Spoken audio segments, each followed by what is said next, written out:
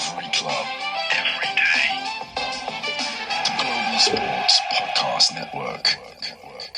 Hello, Spurs family. Welcome to another episode of Daily Tottenham, your one-stop daily podcast for all things Tottenham Hotspur on the Global Sports Podcast Network. Good morning, good evening. I'm Chris Mervyn. And like a singer that Ollie won't remember, Belinda Carlisle, we dream the same dream. It's Ollie Kasabi. How are you, mate? I am fine, but now I want to know who Belinda is. Who is Belinda? I'm of an age where she was quite a big star, but in my youth, so yeah, I'm not that old. But search it up, mate. You would have heard the song. We dream the same dream. We want the same thing. Like every Spurs fan. Yeah. Whoa. Yes. I'm fine though. But, I'm quietly confident, but there's something dark inside my head saying that it's going to be like a 1-1 or a 0-0 or something tragic like that tomorrow night. I think you're right, mate. But who knows? That's the beauty of being a Spurs fan, isn't it? So we're going to talk about obviously the forthcoming match on Thursday night, the second leg. There's so much to look forward to after that first leg performance, of course. But I am probably more optimistic than you. I'm feeling. I don't know if I've had that extra step moment that every Spurs fan has once in a while. Well, after every match at the moment. But I'm like, you know what? Yeah, why not? Why can't we put a performance in? We're at home. We've got all our players. Injury alert. Who's out, mate? Yeah. Kevin Danso is got injured. It's a hamstring injury, so he's probably going to be out for at least a month. Fortunately, we do have an international break, so it will feel like less time he's out for. And we do have Davies returning, Romero, Van der Ven, so we won't be in the same position of playing Archie Gray, hopefully. But if we do, then I'd still back Archie Gray against that team. But I guess for Ange, it kind of sorts out a little bit of, you get players back and then you have to drop players maybe and move players around. And he'll have his favourites, of course he will. And he also see in training the players which, okay, I think that they can do a little bit better. Danzo, as we talked after the Bournemouth match as well, he's been relatively consistent and he's been quite a good addition, I thought, as well. So I was even tempted to say, actually, why don't we play with Danzo and another for half each time? So, but decision's been made, mate, hasn't it?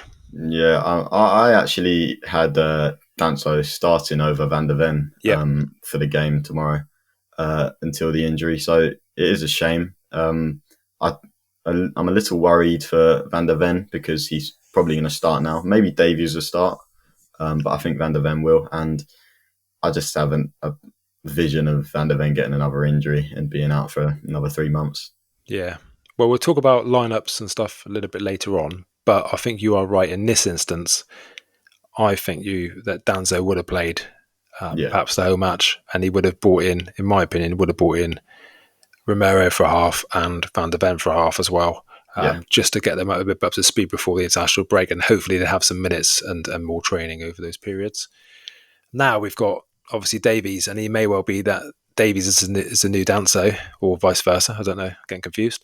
And they would still do the same for that, and maybe switch it around with the other side. But your guess is as good as mine, and who knows where Ange's mind is at? I guess it's a strange one. So after the match against Bournemouth, we were back to normal service. It was resumed, really, wasn't it? As a Spurs fan, unfortunately, and we were a little bit down. And we just couldn't see anything which was really positive. Very few things. Now, the few things that are positive are probably Bergvall, and he's got to start. Anyway, I would presume. He got a rest on the weekend, so I think he's definitely going to start. He's been really exciting in every game he's played. He's got the ability to carry the ball, drive forward, get the team up the pitch. And I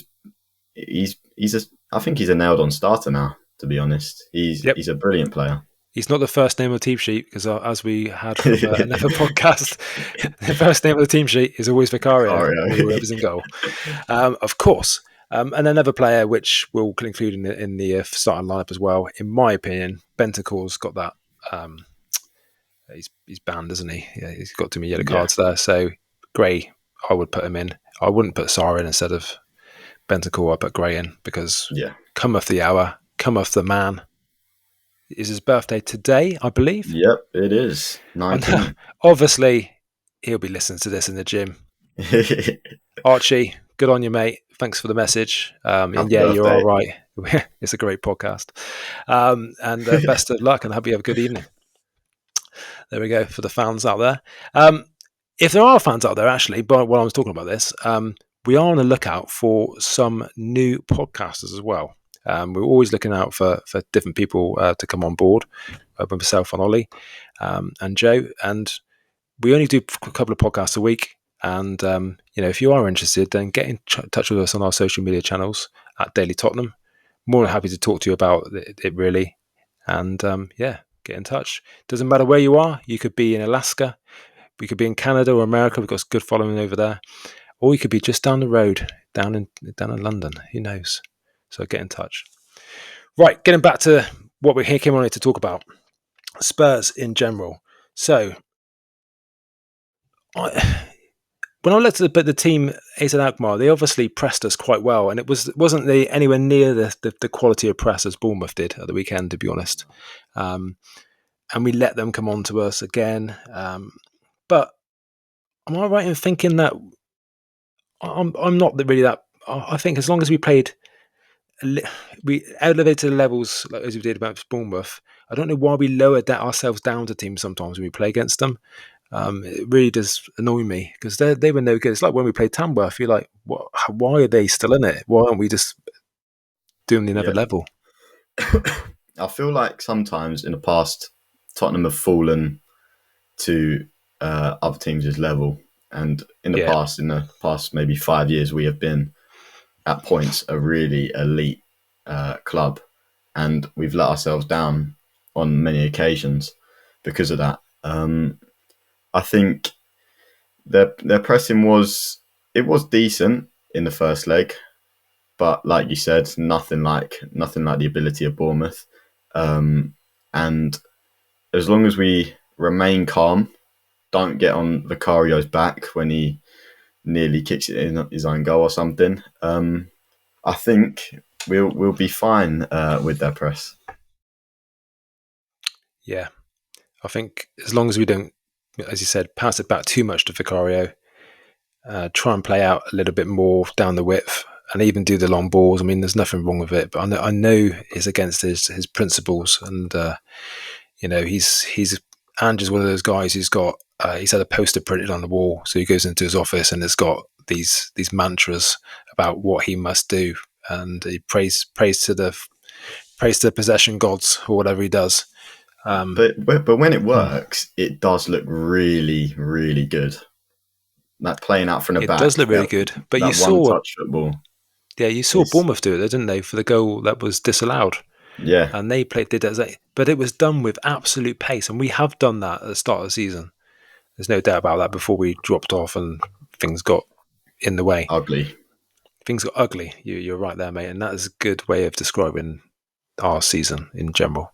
Ugly. It's been an ugly season. We've just lacked intensity, and like you said, Bournemouth showed that intensity that we've been missing for the offside goal they had. And if we bring that intensity back into playing out from the back, I think it'll work a lot more. But we're just not showing it.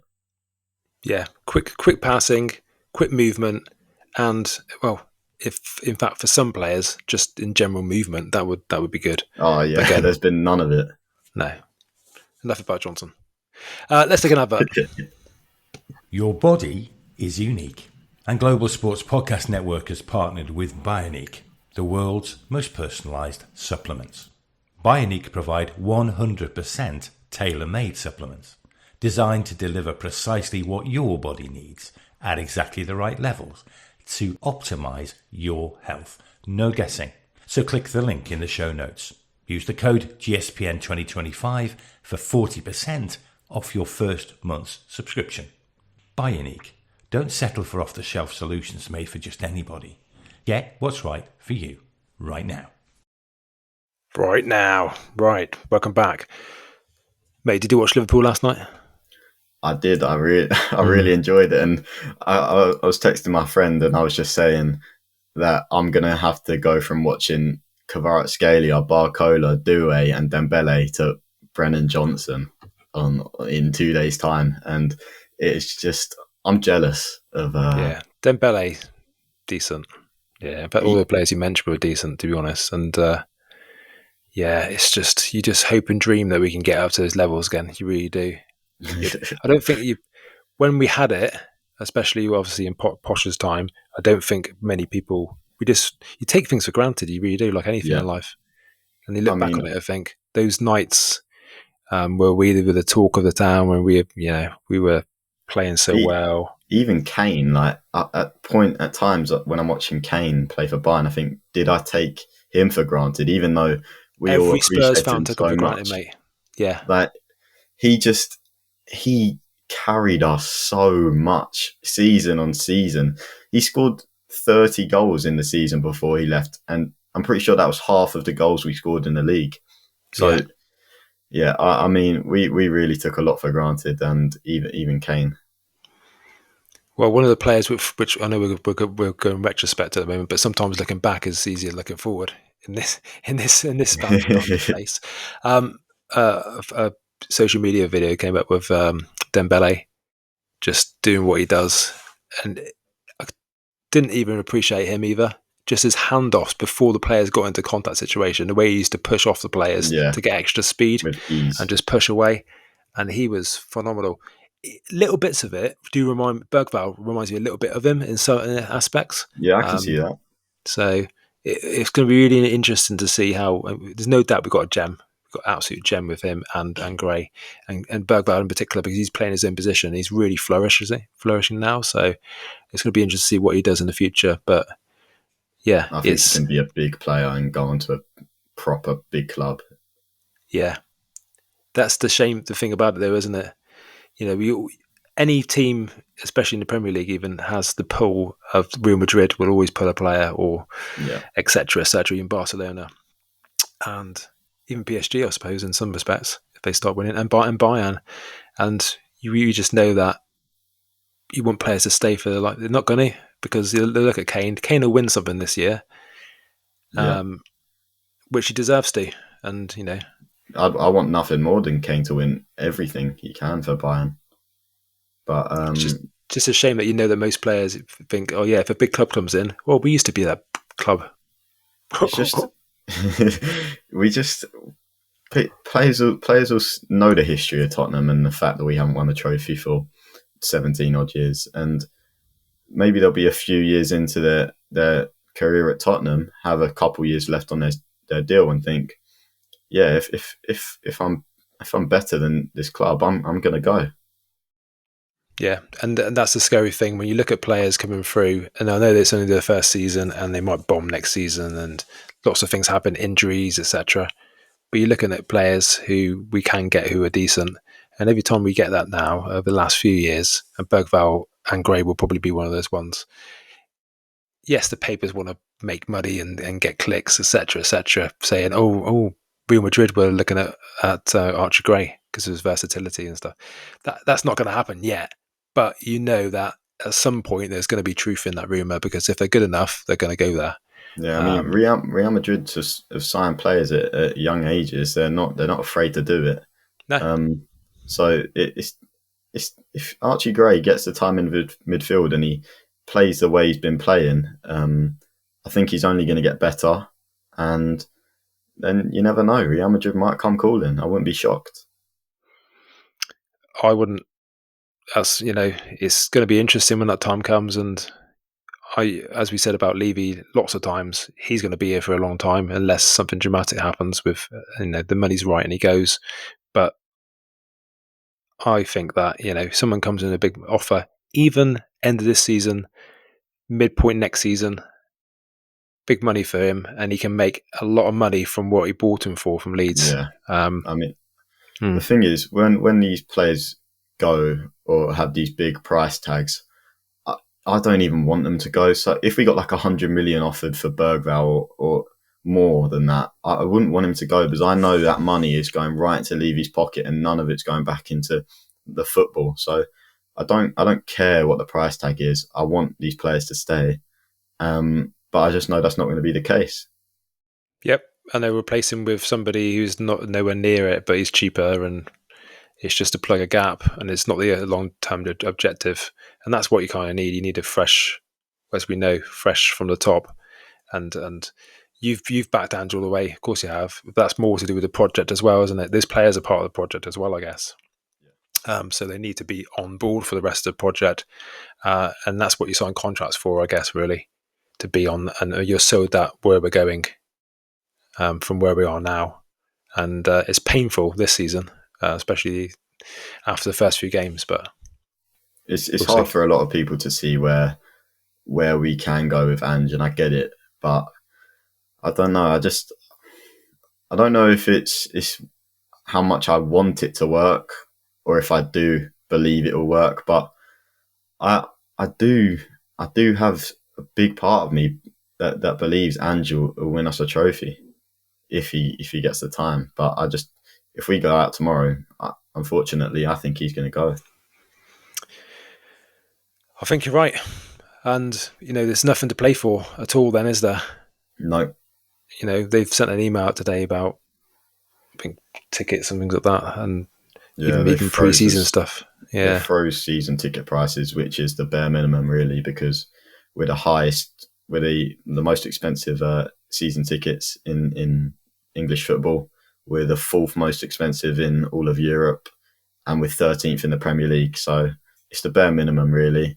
They've been robbing fans blind, exploiting their loyalty. So they shouldn't get any thanks for it. Protests should still happen. Yep. And Levy needs to learn. He does, mate. He does. Right, let's play more advert, and then let's talk about the team set up, how we can beat AZ, and predictions. Brave predictions. We're going to be fine. I'm sure we are.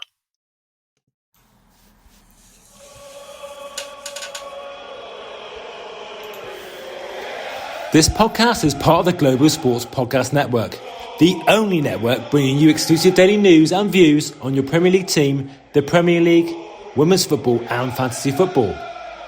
A unique listening experience that puts fans first, bringing you the very latest breaking news from your team. Subscribe wherever you get your podcasts and make us your first listen every day. Global Sports Podcast Network. Every club, every day.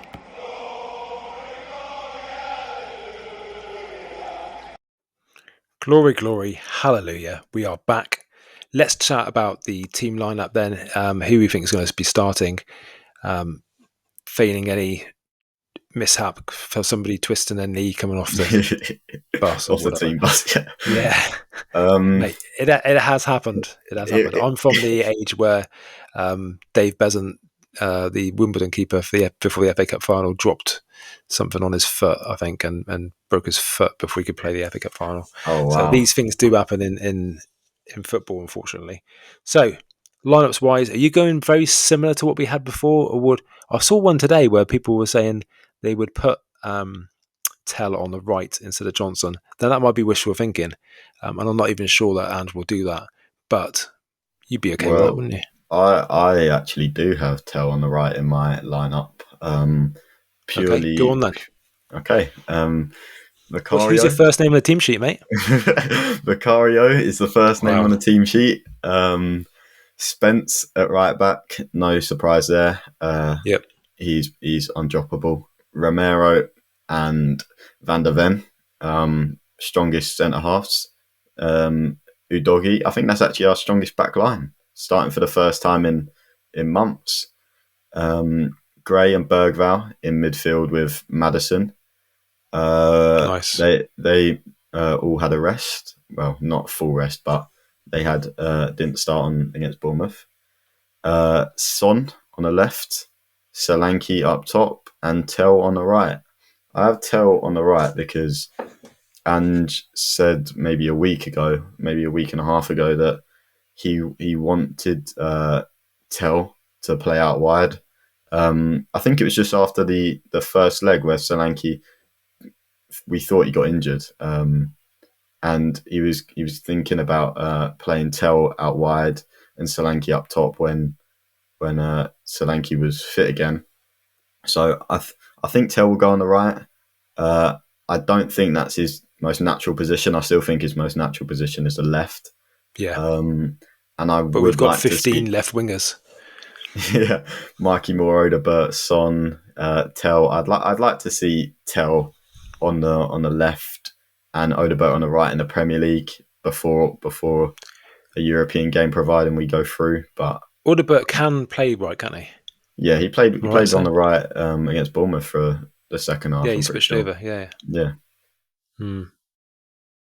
Yeah, I think your team's exactly what I would choose, mate, to be honest. My only question is whether or not he would, I know Porro's played quite a bit, whether or not he would use him, because he does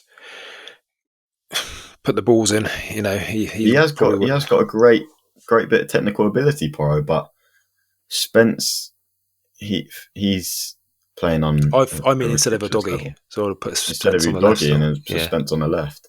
Well, yeah, Udoggy's not got going just yet, but I've said on previous podcasts about his issues with injuries and not having pre-season because of surgery. Yeah, and I think the only way to get him going is to give him the game time. And I think he is quality, and I think he should start. Fair enough. I think he'll be on the bench and he'll come on for Porro, and then they'll switch over. I really hope Porro doesn't start, because I'm losing it with him.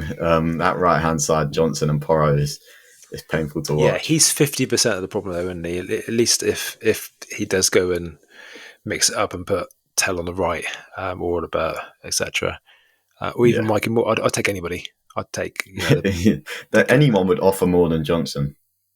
Yeah, I'd take the person. They can all run on the bar, who's just really slow. I'd take them on the. If any of the wingers just run at the back post, they already offer exactly the same as Johnson. So just chuck anyone.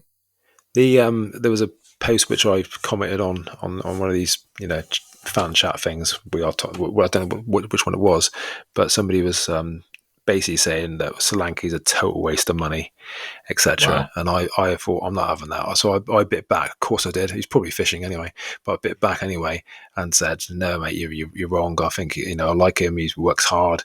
He's the only player who can hold stuff up. He's not the answer. He's not world class. He's just a very good footballer, in my opinion. No one's ever going to live up to Kane's ability, and that's what we'll always compare. You can't compare it, mate. We didn't realise what he had until it's gone. We did, but we're just too arrogant. We think, actually, you know what, let him go, we'll be all right. Well, look how it's fallen apart. It's not just Kane, of course it isn't. But even when Solanke was bought, we still need another striker. Solanke's been injured. We had no striker. Son's not a striker. Tell arguably is not a striker. Not yet anyway. He's not developed that. Definitely not. And we don't play in that free-flowing way. It's not like watching the Arsenal, but back when Thierry Henry was a winger and then he turned into a centre forward. He's not going to be that sort of player. I don't think we play the same way. So no, I just think if you genuinely believe Solanke is a waste of money, you don't watch Tottenham at all. Even rival fans can appreciate Solanke for what he does off the ball and what he does on the ball. He's a brilliant striker, but I think Spurs fans need to realise when no one's ever going to be like Kane. Kane's one of the best players in his generation. He's definitely, for me, top 3 strikers in his generation. He has it all, and no one will ever compare to him. So they need to forget about it. Amen, mate. Amen to that. So what else did he say? I think he said, the problem is when you look at players like Johnson and things like that, and Johnson that scores goals because he's the only one that gets in there. Solanke should be there. He plays a different position. he comes in late. That they train that week in and week out, coming in late and pulling it back deep into the box. You can see that, and anybody in that position could get into that position and score, in my opinion. Yeah, Sar's found himself in that position as well, and you can't cross on his shot. Johnson's got the easiest job in the team, in my opinion. He does nothing all game, and he makes a few runs at the back post. And well done, Johnson. You get another start, but he does nothing. Yeah. I think that he's when Kulusevski's out, it's a free rein for him, isn't it? Unfortunately, but I hope they do something about it. My worry is that he'll put Johnson. He'll start with him anyway, and the definition of stupidity and madness is doing the same thing over and over again, isn't it? If Johnson starts, that would give me more of a reason to want Ange out than losing the game tomorrow, to be honest, because you're just asking for nothing on the right, a whole side of the pitch with Johnson. Newsflash. Yeah, mate, I'm looking forward to speaking to you next time. Definitely. If Johnson starts, it is not going to be a good podcast. No, and likewise, if he doesn't play it Gray in midfield instead of Bentancur at 6, then I'm like, what is the point of you being there? The rest of the team picks itself almost. You've got a couple of decisions to make, and you can't even do that. Or can you? Prove us wrong. I mean, Archie, tell your boss. You're listening still, obviously. He got a rest in against Bournemouth. I think he will start. Yeah, I think so, mate. Will it be his first start in midfield? I think it will be. Yep. I'm excited. Why not do it as the most important game of the season? But to be honest, I'd back him. Yeah, he's better than Basuma. He's better than Sarr as the DM. So chuck him in. He's shown immense maturity. He's shown immense ability. He deserves it, in my opinion. Yeah, and he's brave, and he doesn't mind, and he's an honest footballer, isn't he? And he's a good footballer. And I think from there, although it would be a defensive position, he can still spray some balls as well. He's got a good pass. Technical ability is ridiculously good. That's what I meant to say. What I mean. You and your big words. So let's round this up, mate. What score-wise? What are you going for? I mean, what did you say for the first leg? Can't remember. We both said 2-1. Yes. Tottenham. That didn't go very well. Didn't work out well, mate, did it? I think they're going to have the sort of mentality that 1-0 won't be enough to get through 90 minutes away from home. So I think they're going to give us opportunities when they either counter or just play their normal football. So I think we'll get openings. I'm going to go 3-1 Tottenham. I was going to say something very similar. I think it could be very similar to that as well. I'm not going to say the same as you because I always say that now. No, I'm doing the same. I think it could be that level as well, 3-1. And I think you're right on a counter attack, and that's exactly why we need to play Maddison because he's got the quick turn of pace and ball skills to thread a ball through on the counter attack when Gray or Bergvall win it in particular. So, and then we need the speed, and that's why I wouldn't put Johnson because he doesn't offer anything, in my opinion. He doesn't make a run. Solanke will be there running a diagonal line, and then Son can still do stuff. I'm sure, sure he can. But the other side is shocking. So our whole right side he's looking at 100%.